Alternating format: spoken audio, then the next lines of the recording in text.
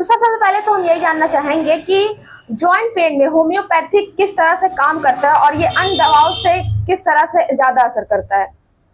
जी, homeopathic में यही रहता है कि प्रॉब्लम नहीं होती है। जी पहले तो पेशेंट सबसे पहले एलोपैथिक में ट्राई करते हैं, जी कोई प्रॉब्लम नहीं।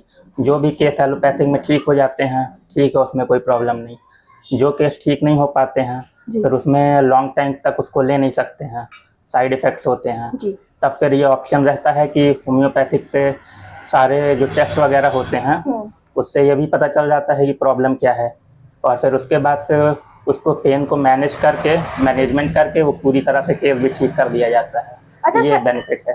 अच्छा सर, जैसे कि आपने टेस्ट की बात की, तो एलोपैथिक में बहुत सारे टेस्टिंग होते हैं जैसे जी। एक्सरे वगैरह, तो क्या ये होम्योपैथिक में भी होते हैं इस तरह के टेस्ट? बिल्कुल, टेस्ट सारे नॉर्मल ही हैं, चाहे एलोपैथिक डॉक्टर कराएं या होम्योपैथिक। जी टेस्ट का काम है डायग्नोसिस देना, उसके बाद मेडिसिन देने का काम हम लोग का है। ओके। तो सर ये बताइए, जो जॉइंट पेन होता है उसके लक्षण क्या होते हैं? जॉइंट पेन्स के सीधे से लक्षण है, सबको पेन ही होगा। जी और जब इन्फ्लामेशन हो जाती है पेन के साथ में, तब रेडनेस भी होती है, स्वेलिंग भी होता है और हीट भी होती है। तो सर जैसे कि गठिया एक घातक बीमारी है, तो इसके कुछ शुरुआती लक्षण होते हैं? गठिया में किसी को भी घुटने में पेन होता है तो जी। सब लोग गठिया सोचते हैं, लेकिन ऐसा है नहीं। ब्लड टेस्ट में अगर आपका यूरिक एसिड बढ़ा हुआ है जी तो ही उसे गठिया बोला जाता है, नहीं तो वो जॉइंट पेन्स या फिर अदर कैटेगरी में आता है। हाँ। तो सर ये बताइए कि जो गठिया का जो दर्द होता है, गठिया की जो बीमारी होती है, उसमें कुछ घरेलू उपाय भी होते हैं या फिर सिर्फ डॉक्टर से ही सलाह लेना चाहिए हमें? जैसा कि बताया, गठिया मतलब यूरिक एसिड बढ़ा होगा तो ही उसे कहेंगे। जी और यूरिक एसिड अगर बढ़ा है तो उसमें सबसे पहले अरहर की दाल का परहेज दिया जाता है, अच्छा। कम से कम 1 महीने तक। उसके बाद लेना हो तो हफ्ते में 1 बार ली जाती है और पतली दाल ली जाती है। तो प्रोटीन को थोड़ा कम किया जाता है ताकि लेवल कम ठीक हो जाए।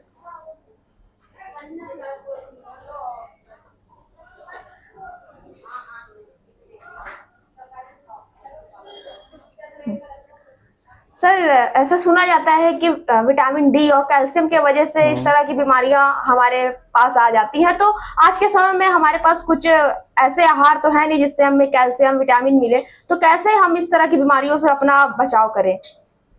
कैल्शियम और विटामिन डी अगर कम होता है तो जी जॉइंट पेन्स होते हैं, ये बात बिल्कुल ठीक है। जी इसलिए टेस्ट करवाया जाता है। अगर उसके लेवल्स कम हैं तो जिया जाता है, अगर केवल उससे ठीक हो जाता है तो ठीक है, नहीं तो अदर मेडिसिन भी दी जाती हैं उसके लिए।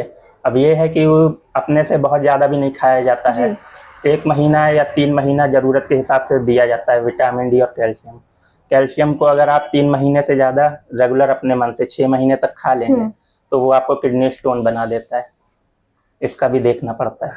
तो सर ये गठिया या जॉइंट पेन हमें होता क्यों? क्या इसके पीछे खान पान एक बड़ा रोल होता है, खान पान का? खान पान के अलावा मल्टीपल फैक्टर हैं।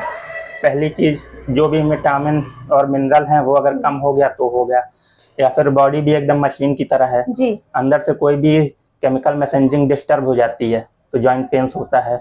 और वो जो डिस्टर्बेंस होती है उसी को चेक करने के लिए डायग्नोसिस और टेस्ट होते हैं।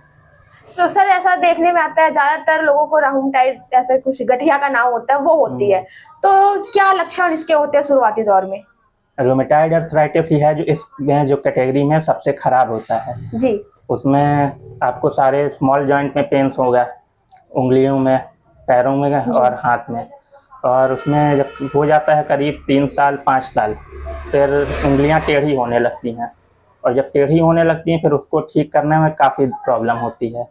अगर फिंगर्स टेढ़ी नहीं हुई हैं, रूमेटाइड अर्थराइटिस है, जी 1 साल 2 साल है, तो उसको हैंडल और मैनेज किया जा सकता है, ये है उसमें। तो सर ये बताइए, ज्यादातर किस उम्र के लोगों को ज्यादा खतरा होता है ये गठिया का शिकार बनने में? गठिया तो यूरिक एसिड है, और यूरिक एसिड के केस आजकल 20 से लेकर किसी भी एज में आ सकते हैं। 20 साल से भी चालू हो जाता है यूरिक एसिड बढ़ने का। और जो अदर चीज़ हैं, रूमेटाइड अर्थराइटिस की बात हुई, वो भी कम एज से भी चालू हो जाता है, 15-20 साल से भी। केवल जो ओल्ड एज वाले हैं वही होते हैं, जो 45 या 50 के पास शुरू होते हैं जॉइंट पेन। और एक होता है HLA-B27, अगर पॉजिटिव आया तो वो भी यंग एज में हो सकता है। जी। तो ये सर बताइए कि यंग एज के जो लोग हैं वो कैसे इसका बचाव करें? बचने का इसमें ऐसा कुछ नहीं है, जो भी नॉर्मल खान पान है वो करते रहें और बाकी आपको कोई भी प्रॉब्लम की शुरुआत होती है जी तो आप डॉक्टर से मिल लीजिए, टेस्ट वगैरह होंगे तो अर्ली डायग्नोसिस हो जाएगी। अर्ली डायग्नोसिस होगी तो जल्दी इलाज शुरू होगा, तो फिर जी वो जल्दी मैनेज भी हो पाएगा। नहीं तो जब डिफॉर्मिटी होने लगती है कहीं पे भी, फिर उसको ठीक कर पाना काफ़ी मुश्किल होता है। तो सर क्या ये कोई बीमारियों से भी क्या गठिया वगैरह और जॉइंट पेन हो जाता है क्या, कि ये पहले हमें कोई बीमारी हो उसके चलते? किसी बीमारी से नहीं होता है, जी। ज़्यादातर केस में ऑटोमेटिक ही शुरू होता है। तो सर ये बताइए कि आजकल लोग एलोपैथिक के पीछे ज्यादा भागते हैं, तो आप कैसे कहेंगे कि हाँ होम्योपैथिक ही ज्यादा कारगर है बीमारियों में? केस के ऊपर डिपेंड करता है, बहुत सारी बीमारियां होती हैं जी तो ठीक है, एलोपैथिक पहले आप ट्राई कर सकते हैं, उसमें कोई प्रॉब्लम नहीं है। अगर केस उसमें से ठीक हो जाता है तो ठीक है। एलोपैथिक में आता है कि ज़्यादातर चीज़ों में कोर्स होता है जी आपका 6 महीना, 9 महीना या 1.5 साल तक। तो अगर उस कोर्स में किसी चीज़ का कोर्स अवेलेबल है तो उसको कर लें, एलोपैथिक में कोई प्रॉब्लम नहीं है।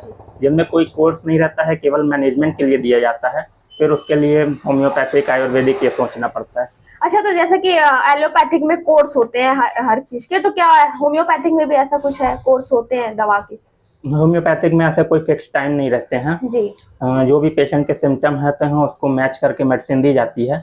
किसी का 1 साल में ठीक हो जाता है, किसी का 2 साल में, टाइम फिक्स नहीं होता है। जी। तो सर ऐसे एलोपैथिक को मतलब सॉरी होम्योपैथिक को लेके लोगों के दिमाग में एक ये चीज हो गया कि जो होम्योपैथिक है वो बहुत धीरे धीरे असर करती है दवा, इसलिए लोग एलोपैथिक के पीछे भागते हैं। क्या इस बात से आप कितना सहमत है, क्या कहेंगे? ये भी केस 50-50% है। मेडिसिन अगर सही सिलेक्ट हो जाती है तो 1 हफ्ते से रिस्पॉन्स आना शुरू हो जाता है। जी और बहुत से पेशेंट में भी होता है जिसमें मल्टीपल प्रॉब्लम्स होती हैं उनको, तो उनके में रिस्पॉन्स आने में काफ़ी टाइम लग जाता है। कभी कभी 1 महीना टाइम लग जाता है, तो फिर पेशेंट को लगता है कि काफ़ी धीमे काम हो रहा है। अच्छा सर, ये जो जोड़ों में हमारे दर्द होता है उसका निदान कैसे पाया जा सकता है सरल तरीके से?